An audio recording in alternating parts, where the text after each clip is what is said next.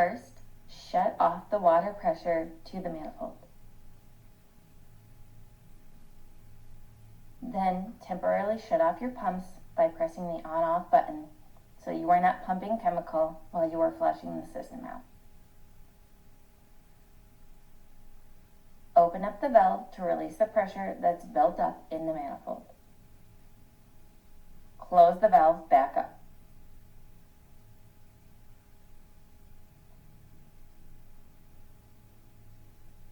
Shut off your air pumps so they are not running while you are filling the mixing chamber with vinegar. Take off the mixing chamber and dump out the liquid.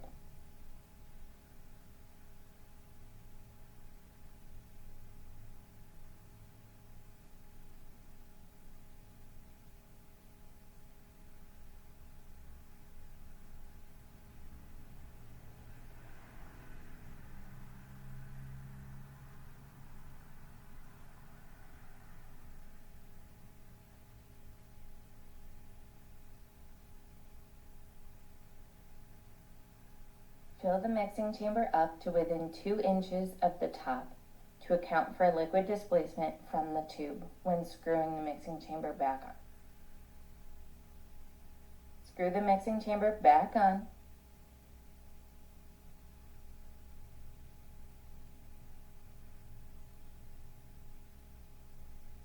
Turn the water pressure back on, followed by turning the air pumps back on, and head to the parlor.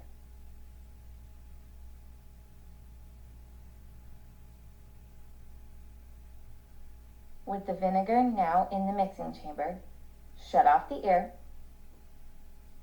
disconnect the pre-dip line, and connect an old cut-off pigtail handle.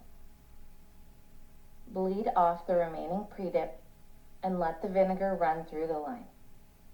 Once you start to see chunks coming out, the vinegar has flowed to the parlor.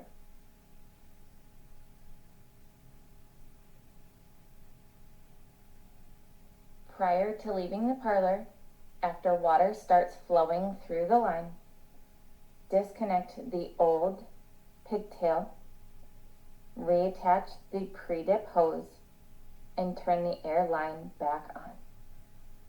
Return to the mixing system to fill the mixing chamber once again with vinegar.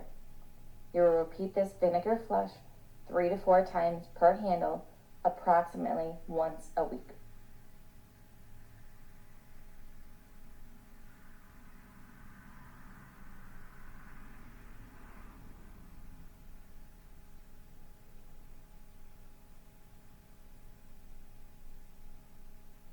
After completing the number of vinegar rinses necessary, make sure you turn your pumps back on to properly draw the pre-dip for cleaning purposes.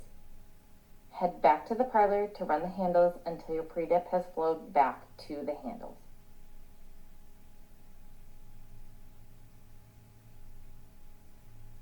Back in the parlor, you will now need to clean out the handle. We didn't run the vinegar all the way through the pigtail and into the handle from the mixing chamber because we don't want to build up crystals to gum up the handle more. Instead, you want to fill up a container large enough to fit the head of the handle in with vinegar.